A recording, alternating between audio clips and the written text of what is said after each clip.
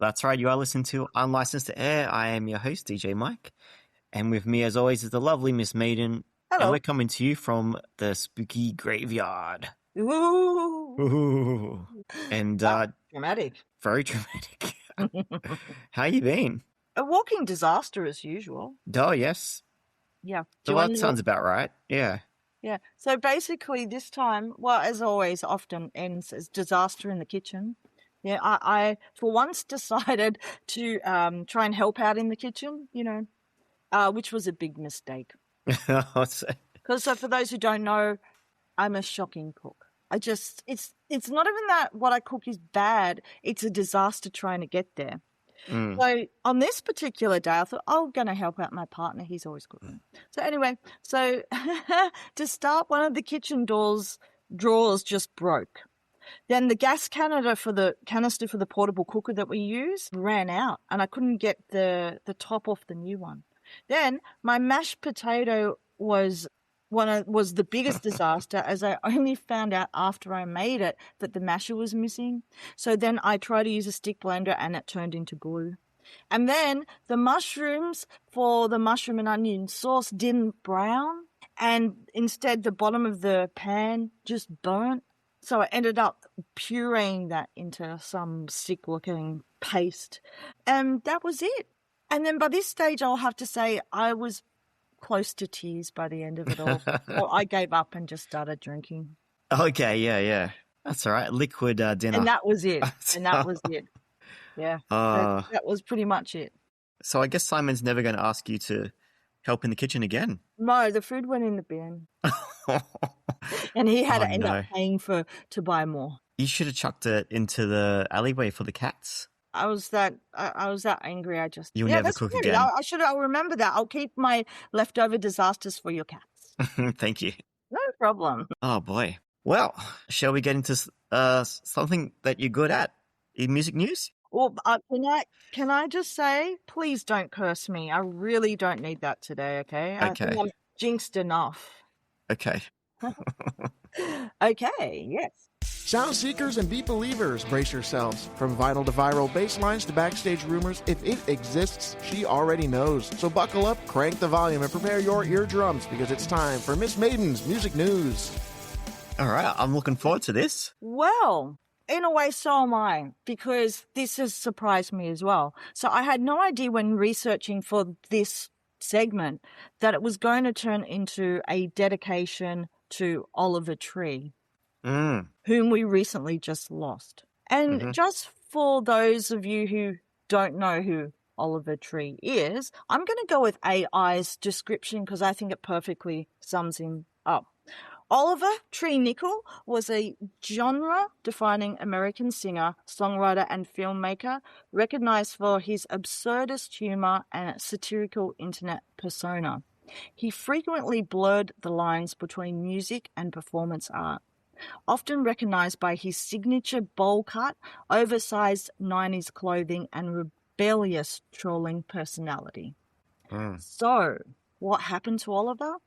Well, unfortunately, Oliver died on June 14th of this year at the age of 32 years old in a helicopter crash in Brazil, and his death has been dominating music news across the world, leaving family, friends, and fans in deep mourning and shock.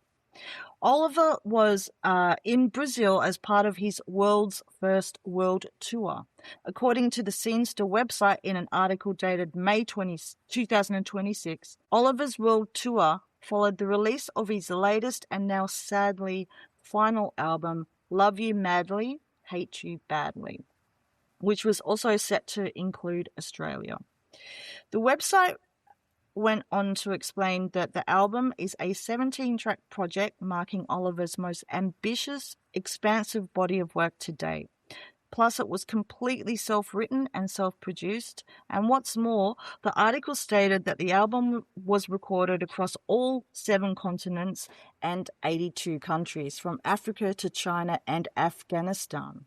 And for me, upon looking more deeply into Oliver after his death, it quickly became apparent that the world has lost not only a superstar, but also one of the most authentic artists that I have ever come across.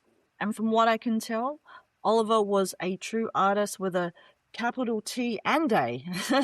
I think he would have laughed at that. According to his wiki, his parents were circus performers, and he spent a lot of his early childhood traveling across the United States. Also, according to his wiki, Oliver grew up with surrounded by musical instruments and started classical piano lessons at age 3 and started writing original compositions by age 4 and was also into extreme sports and took up extreme scootering. So pretty mad, right? Gnarly, jumping off ramps and stuff like that. Yeah. And he was also friends with our Willie, Ryan Williams, who's the world famous for his scootering and BMX as well here in Australia and the world. And in 2020, Oliver built and rode the world's largest scooter, for which he holds the Guinness World Record, as per online reports. Oliver's wiki also states that his adolescence was marked by personal turmoil and drug addiction, which eventually led him to turning to creative outlets to cope. Oliver also used his music to promote self-positivity and authenticity, and had the ability to just make you laugh so much through his videos and his crazy over-the-top characters. And I think the best comparison I can make to Oliver is, and Mike, you'll get this, Electric Callboy. Because he had that exact same crazy comic genius that can make you feel good no matter what. But unfortunately, as what often happens in these types of cases, the conspiracy theories have come out. And due to the circumstances surrounding Oliver and his death, things have gone a little wild online. Oh, yeah? Yeah. And we'll go into the crash first. So as per an article on the NBC News website dated June 16, 2026, firefighters confirmed that 2 helicopters collided over Rio de Janeiro just before 9 a.m. local time, killing 6 people, and that Oliver's name was on a list of passengers handed to aviation authorities.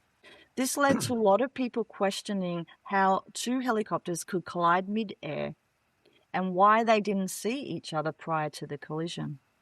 And what's more, numerous online reports have stated that Oliver had left his record label Atlantic Records in April prior to his death, and not only spoke out against them, but also negotiated the rights to Love You Madly, Hate You Badly, which he released independently.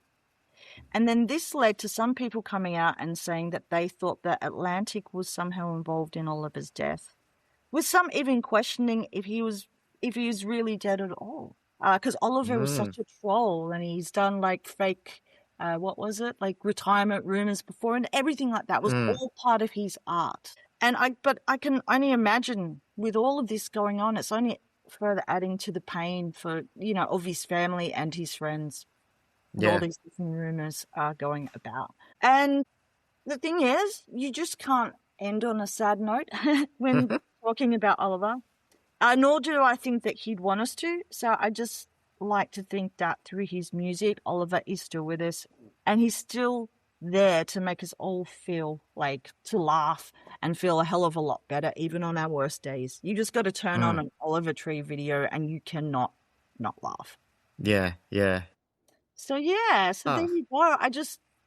The more I looked into Oliver, I thought, no, I've just got to dedicate this whole thing to him, because he was such, not just a superstar, but such an authentic genius, artistic genius in every single way. Even there's a great interview with him and Steve-O. You should really watch it. But Oliver truly just saw the whole world as art. It's like if someone makes a sandwich, that's art. If someone, is doing extreme sports, that's art. He really was a true artist in every sense of the word. Yeah, and he was so young. He was so young, and he was almost here. He was going to be here. It's a shame. It's a shame. It's a shame in every way. It's very sad.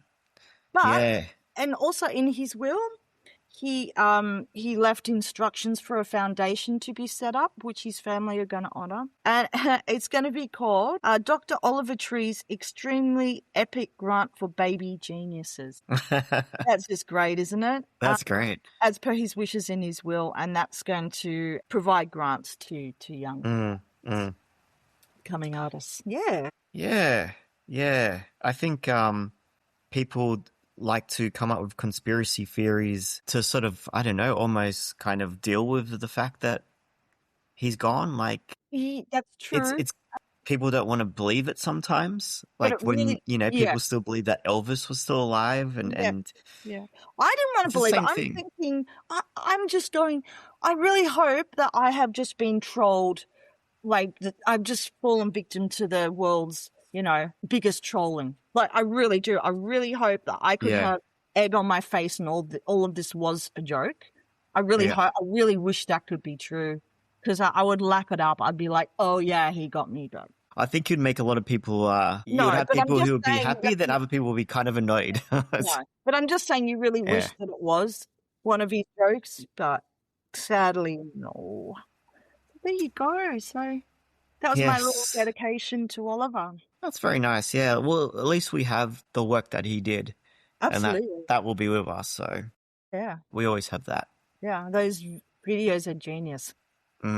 His characters are so funny. Yeah. Yeah. Yeah. It's a shame. Well, thanks for bringing us down. No, but it's a celebration. Oh, no. Well, no, that was good. That was very interesting. Yeah. And a nice tribute. It was. I just thought he's so epic. How can I not? Yes. Yeah.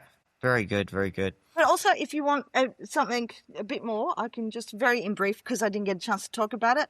The rumours have been confirmed. Faith No More will be reuniting. So that's really, really exciting for fans. And the other one is Soundgarden. Well, what's left of them are, it's a really hard process. They're working on unreleased recordings with Chris. So that's in the process as well. So we should be getting some new music from Chris Cornell. Oh, excellent. Soundgarden era. So, yeah, that I'm really excited. Sad, but also very excited to hear some more stuff from Chris.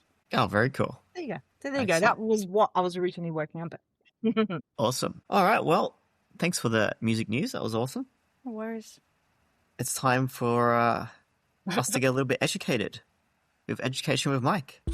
Grab your pens and your notebooks, because the wisdom that's about to drop might just change your life. So sit back, relax, and prepare to have your brain upgraded courtesy of Professor Mike. It's time to get educated with the Professor. All right. It is time to get educated with Professor Mike. That's me. That's... And we are having some technical difficulties on this episode, but hey, what's that? You just have to remind people, don't you? I do. All right. Well, this episode's not going according to plan, but we're going to power through. The show must go on until the end. The show must go on. That's right. And especially when we are talking about education, because education is very important. And this week we are learning about penguins. Okay. Penguins are very cute, aren't they? Yes. Why are you smiling when you say that, though? Well, penguins have one of the most entertaining and surprisingly practical pooping routines in the animal kingdom. I thought we were going to learn. Can't we learn about something else other than animals poop? I'm sure animals do other things besides poop. No, they don't. Okay. Oh, well, what do they do? No, but this is very interesting. Okay. Their habits are shaped by one major challenge: keeping the nest clean without leaving it unguarded. Oh. They have adopted the projectile poop strategy. What? Projectile poop strategy. Whoa! This is something else. Are you serious? This is real? This is real. Okay. Penguin parents often spend weeks incubating eggs or protecting young chicks. Yes. During this time, they can't simply wander away every time they need to do a poo. Which makes sense. So instead, many species lean forward over the edge of the nest, lift their tail, forcefully expel a stream of liquid feces away from the nest. Oh, it would be better if it was hard, like a projectile. Well, it's like liquid. It's like a liquid. Liquid projectile. Researchers have measured the distance in some species at 30 to 50 centimeters, with some cases reaching well over 1 meter. Whoa! It's pretty good. That's record breaking, I think. I bet human well, could for do penguins that. it is, yeah. Human could do that. How do you reckon how would you go? If you had a like a curry. Yeah. I'm not sure it would go that far. I don't think we have it in our what is it? A sphincter muscles? I don't think they're developed. The cloaca? Yeah, and they're not developed. Our muscles aren't developed to, shoot out like that. Shoot stuff out like that. Well, you better start working on those muscles, I guess. You better start. No, this is all you, Mike. You can lead the way. Why is it so liquidy? You may be asking me, Miss Maiden. Yeah, why is it so liquidy, Mike? Well, their diet consists almost entirely of fish, krill, and squid, which contain lots of water. Yeah. Okay. And but they've like only most birds, they've only got one hole. Yes. Yes. So they do extract out of the one hole, which is the cloaca. Cloaca? Yes, I think we all know that because we've all been pooed on at some point by a bird. We have, yes, and it's a watery sort of, yeah. It's good luck, apparently. Yeah, they don't discriminate. They don't discriminate, man. They just poop wherever they want to. Wherever they want. Wherever and whenever. Imagine being near a bird's nest. You just like, oh, look how beautiful the penguins look. Yeah. And then you go, oh, no, wait, he's turned his butt for me. Time to get out. Get away. So why do they not leave the nest? It's not always an option because eggs can become dangerously cold and Antarctic conditions. Chicks are vulnerable to predators. They certainly are, yeah. And the mate might be away gathering food. The downside, penguins' colonies become extremely messy, which you can imagine. Of course, because there's no one there to clean up the poop. There's no janitor penguin. Because there'll be, the colonies, there'll be thousands or even hundreds of thousands of birds all living together. Oof. Pooing. Could you imagine this? Yeah. Yeah. It kind of, yes, because it's very similar to your house, just with cats. My house is like just surrounded by poo. A fortress of poo. Yeah. Of cat poo. Instead of penguins, yes. That's right. I better not adopt any penguins because that could be very bad. Catastrophic! So just one fun fact to end our education for today. Scientists can even identify penguin colonies from space because of the guano stains are so extensive and have a distinct color. So from space, unbelievable, you can see where these penguins are shooting out their poo. Wow. No, really, that was truly educational. I had no idea. No, well, there you go. It's just, it's what I'm here for. I'm here to educate you. But Mike, I just have an idea. I'm not trying to make the show end really before it starts, but you could have a whole career just going around the world doing a speaking tour on animals' poo. How animals poop. I could. Yeah. I could. Maybe that's my next career. The world of poop. Yeah. Speaking tour. Speaking tour. I was thinking maybe I could even do a... You're not going to bring in the animals along. I could do a TV program. Well, you could. Each week looking at different poos. Yeah. Because it's been fascinating. It's basically what we do here. It's been fascinating. Yeah, but for that, in that role, you might actually get paid. Oh, that'd be nice. I'm sure you'd be a huge hit with all the primary school kids. Yes, yeah. Because they would love all of that stuff. Yeah, the school kids would love it. They would, yes. And you could go on stage dressed as a poo. Me? Yes, you could go on stage dressed as different sorts of poos. So you could be a cube, a wombat poo. You could be a streaky poo for the penguins. Yeah. You could be one big lump for the elephant. It'd be great. The kids would love you. It'd be that would be fun. Maybe I should do that. Would you come along? Do you want to? Do you want to be a poo as well? Only if I get paid. You'll get paid. Wow. That would be fun. There we go. That's Education with Mike, Professor Mike. Good, Mike. Thank you. Tell your friends, about what you've learned today. I'm sure people are actually, because I had no idea about the penguin. I think that's actually quite amazing. They worked it out. Nature works it out somehow. Eventually, creatures adapt. Humans could adapt too. We could adapt to those habits. I know. Yeah. Yeah. Just going straight out the window. I've had some rough nights with some drinks and some curry and oh boy, he's gone out the window. Not out the window. Oh. Wow. All right. Well, shall we move on to something else that's not this? Let's head into the pit. One fateful night, while DJ Mike was searching for stray cats, he stumbled upon something far more unsettling. He discovered the pit. Was it a gateway to hell or a portal to another world? Its true nature remains unknown. Whatever it may be, one thing is certain. No one should ever risk falling into the pit.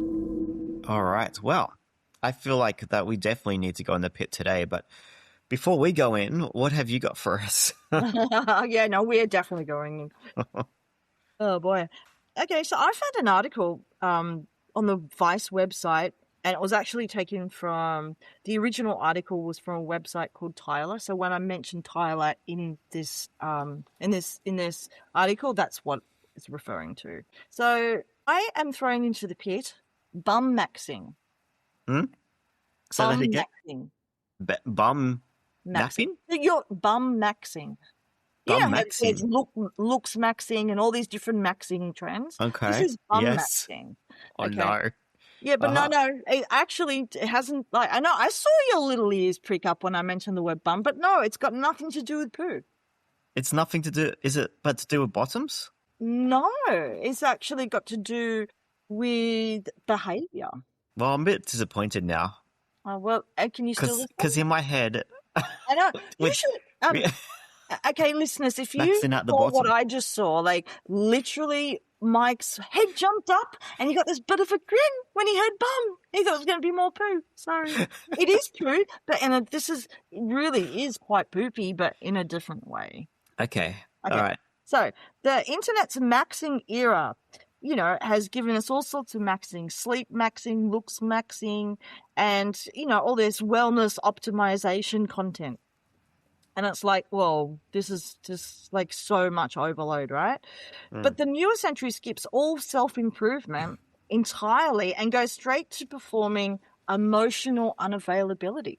So bum maxing is a dating trend circulating online in which men deliberately act emotionally unavailable, tell women they're busy, and disappear for days, all under the theory that this behaviour attracts women on a primal level. So dating coach Hayley Quinn told Tyler she has thoughts and none of them are good. Bum maxing is when men intentionally act in a way that's toxic, self-interested, and emotionally unavailable. This means telling women that they're busy, and, just not returning calls and all of this because they think it's going to make them attractive. Okay? That sort of, what is it? Treat them mean and keep them keen type mentality. Yeah. Treat them mean, keep them keen, yeah. Yeah, the trend positions the hot, chaotic guy as the aspirational model, someone who sleeps on a friend's couch but has a project or vague ideas that make him feel superior to everyone around him. The operating theory is a man who doesn't treat women as a priority will have them doing the chasing. And what separates bum maxing from run-of-the-mill bad dating advice is the demographic it targets. According to Quinn, it appeals to a generation of men who did everything right, got educated, got stable jobs, and still can't get a match or a second date. So, bigger picture, many men feel totally locked out of the dating scene. Quinn told Tyler, being drawn to radical solutions like bum maxing stems from disappointment and rejection. So what do you think about that? Yes. Interesting. I know someone who is on the dating apps and kind of went down that path of if you gotta, be mean to keep him keen kind of thing Wow. because of lack of interest. Because I think it gets hard and to know what to do. Yeah. And sometimes it looks like it's those guys that are getting the dates for some reason. Because, you know, like Green Day says, nice guys finish last. So, Yeah. Wow. Yeah. what do you think? You're a lady. I would be absolutely horrified and I would run. Could you imagine really liking someone, you go out on a date and everything's well, and the next thing, you know, you see them and they're just completely disinterested. But then they say, let's go out again. But then they don't return your call for 3 days. And then they'll finally call a week later. No, that's not going to make me interested. That's going to make me want to run. I think where it stems from, okay, so you know how people say, oh, everybody, well, for girls, we're like, we don't like a guy that's too nice. And that is true. I was once with a guy that I thought was just too nice. And I found him not appealing. So then we broke up because he was just too nice. And now I look back and I think, you idiot. You know, I went from too nice to too bad. And then I'm like, yeah, you know, but if they say we want a bad guy, it's not somebody who doesn't return your calls or isn't just an absolute idiot. Like I think of a bad guy as like, yeah, somebody who, you know, can hold his own. And if he needs to, you know, knock someone out, he could. But he's not that. He doesn't want to, but he could look after himself. Somebody who can fix a car, who likes bikes, is a bit rough and tumble, maybe a nice big beard, all of that. I like that, got a bit of attitude. That is appealing. But that's different to being emotionally unavailable. Does that make sense? Yeah. But you might look like a badass, but I don't want a badass personality treating me bad because that's not attractive.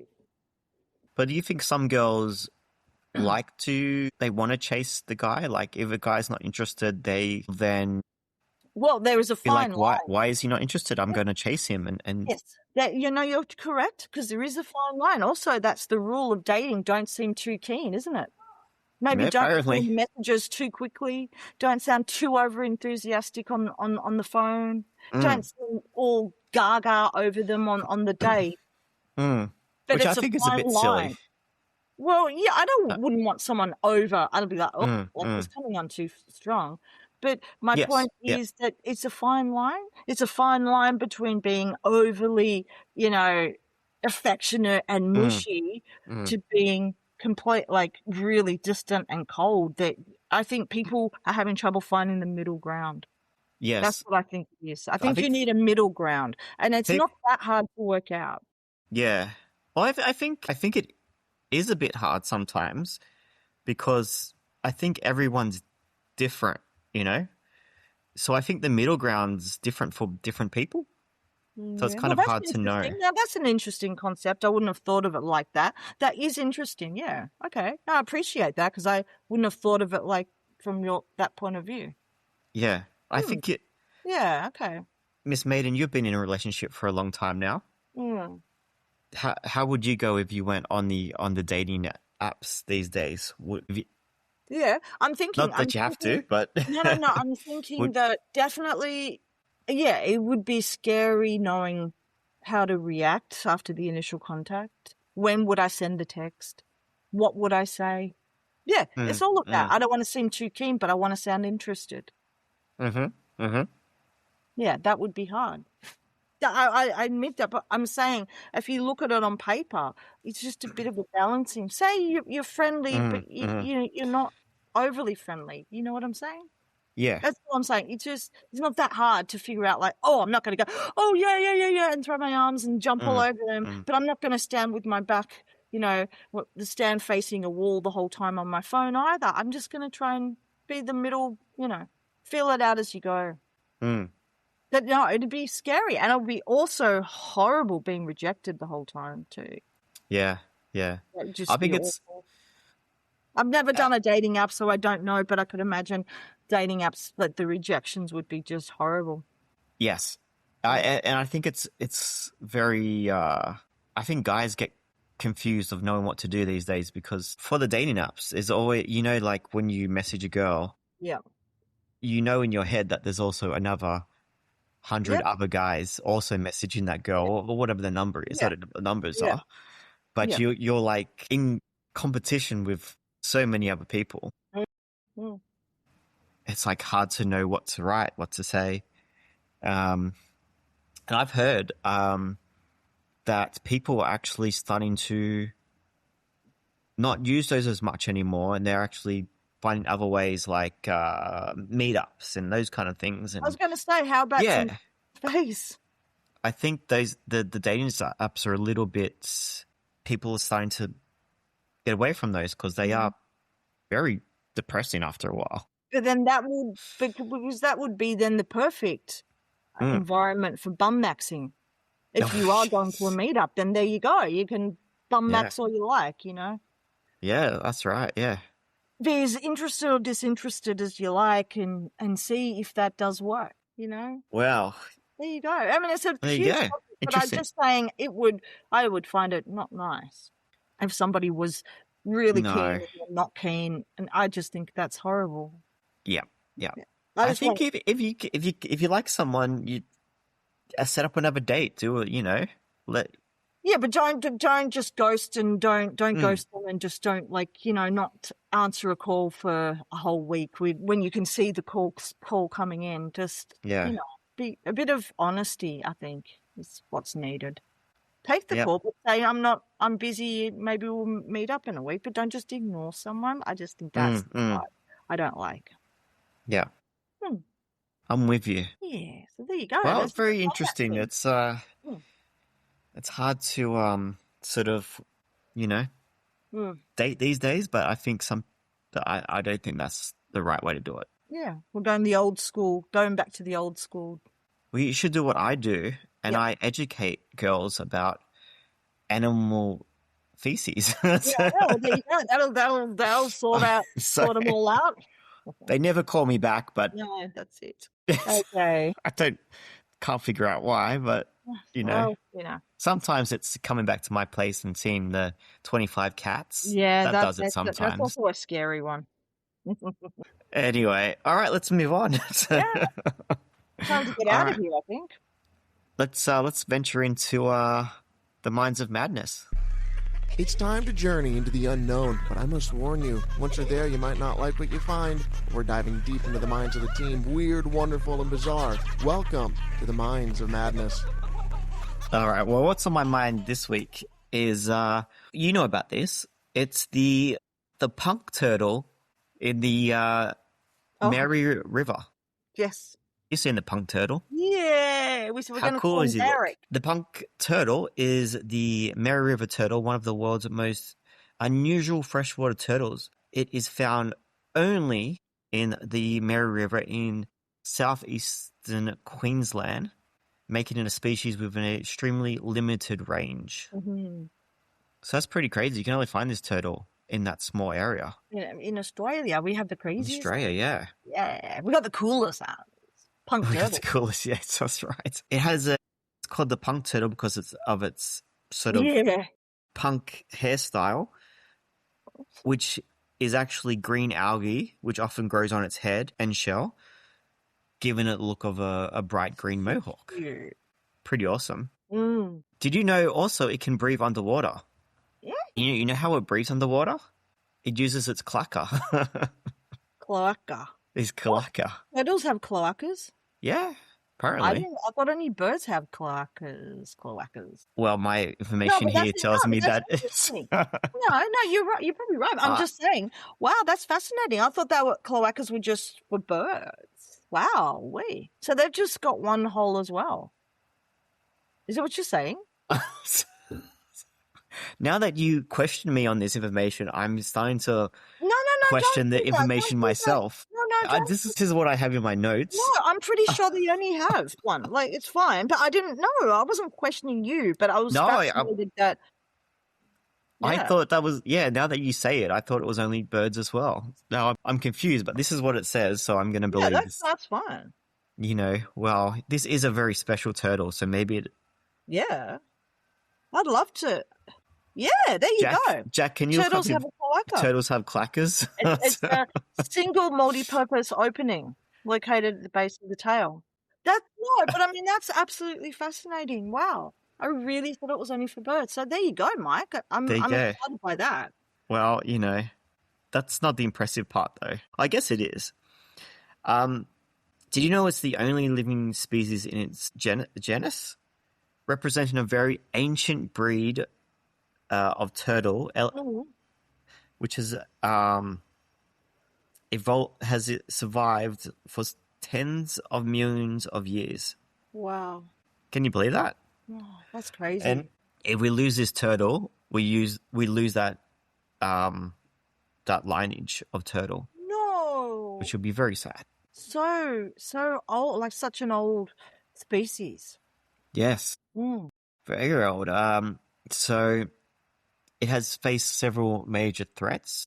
Pet trade collection, which was in the 1960s and 70s, which they would take thousands of the eggs. Habitat changes, obviously predators, climate and flooding. So it has declined. One of the reasons is because they don't breed until around 25 years of age. No way. Yeah. Wow. So much could happen to them before they reach 25. Yes. Yeah, exactly. That's crazy. But Miss Maiden, there is hope. There are groups and volunteers that are protecting nesting beaches. How wonderful. They are also raising hatchlings in captivity. Oh, love them. Love those people.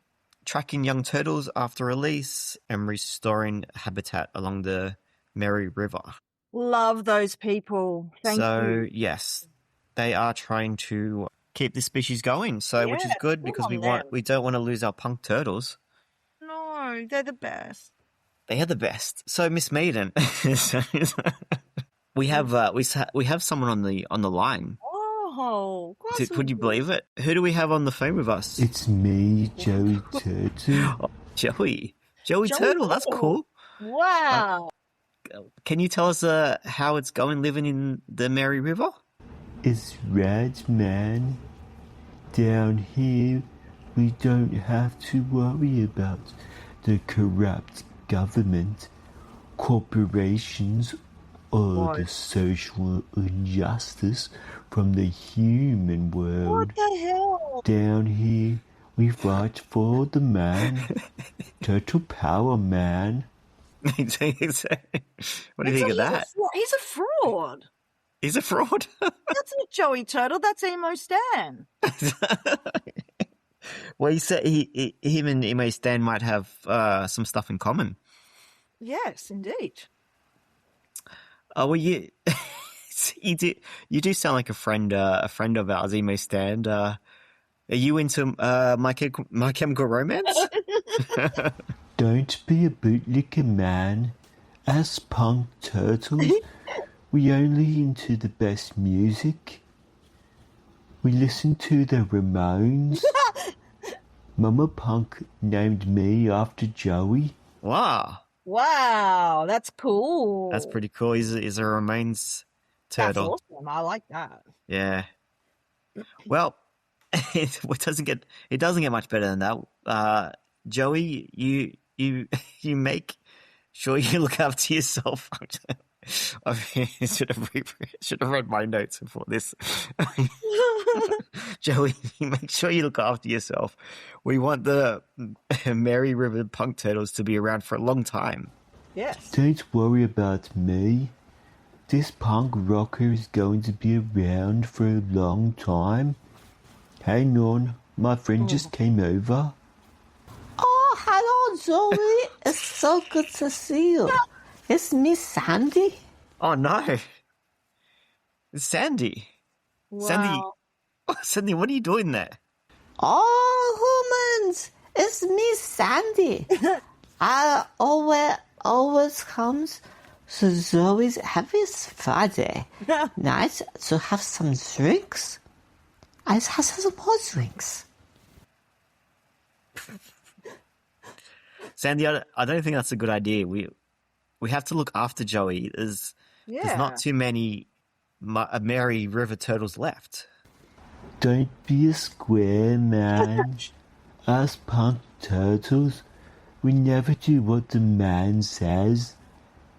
We're not sellouts. We'll never be a corporate stooge. It's the punk way or the highway. Get on board or get lost, man.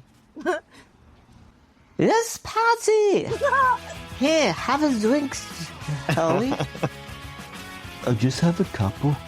I'll be seeing Mary later tonight. Oh, Viva Revolution! okay. I really like this music. It's almost the Ramones, but it's clearly not the Ramones because we don't want to get sued.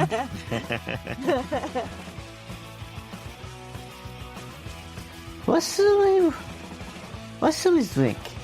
As This is gasoline. not good, Miss Maiden. This is so good. We will really have a positive fun here. What's it?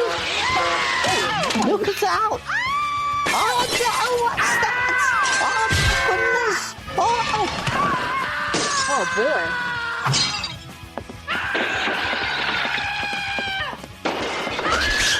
Joey.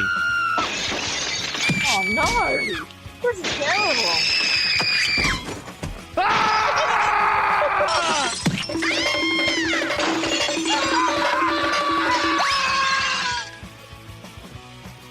Oh, it's okay. It's okay. Everything is okay. Don't worry to see here. Joey's fine. Everything's fine. Joey? Oh, we're right. It's okay. He's alive. Punk forever. All right. Brilliant. Yes, Joey lived. Thank goodness for that. Oh, God, it didn't sound like he did. Wow. Oh, I was so worried there. I was worried we lost a punk turtle for a second there. I know. Damn, Yeah. Sandy. Bad influence. What do you think about all that, Miss Maiden? Sandy's a bad influence. Sandy, I don't know. And Joey has to stop hanging out with Emo Stan. Because Emo Stan's personality, his bad attitude, rubbed off on him. Little bit. They sound very alike, don't they? That's what I mean. They've got to stop hanging out. Oh, Emo Stan's going to bring the whole species down. Yeah. That's it. He's going to ruin the whole species. Make them a bunch of miserable sods. Yeah, true. Yeah. Wow. Well, that was exciting. Something. Yes. All right, well, let's get into Mike's wise words. Yeah. He's not Confucius. He's not Aristotle. He's Mike, and these are his wise words. All right, Miss Maiden, I have a turtle-themed wise words this week Okay. Cool. for Joey and the punk turtles. Okay. A turtle doesn't fight the current all the time. It knows when to flow and when to push forward. Wow. Ooh. Yeah? Danny, you look all cocky.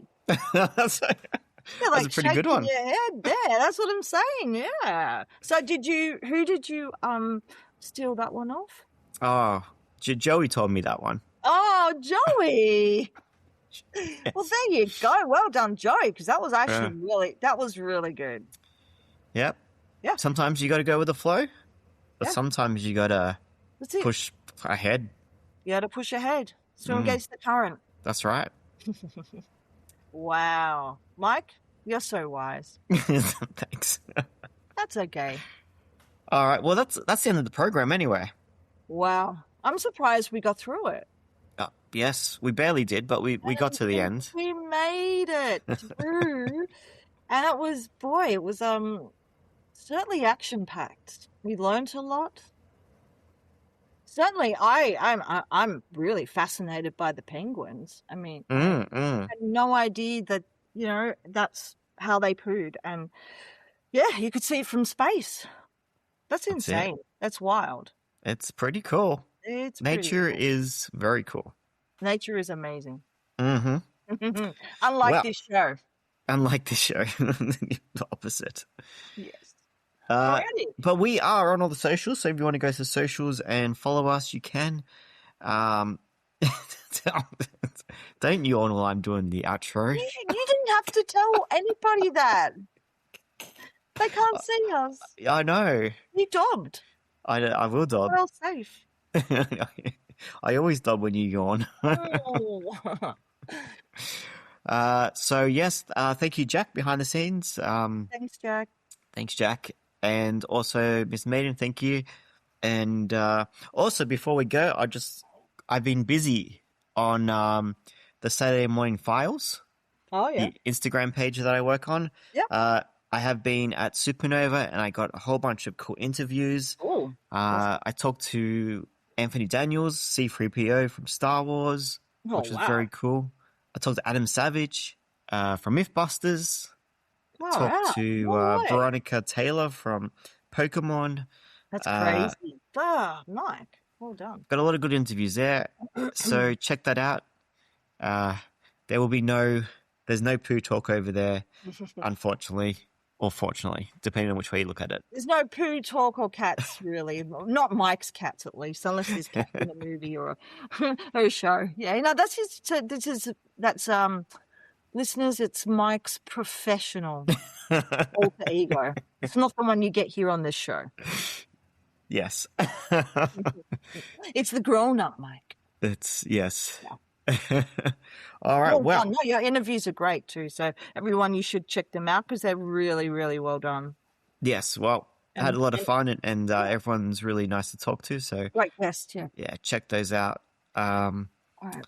And also check out this program. We're back in 2 weeks for more fun on Unlicensed to Air. Good night. Night.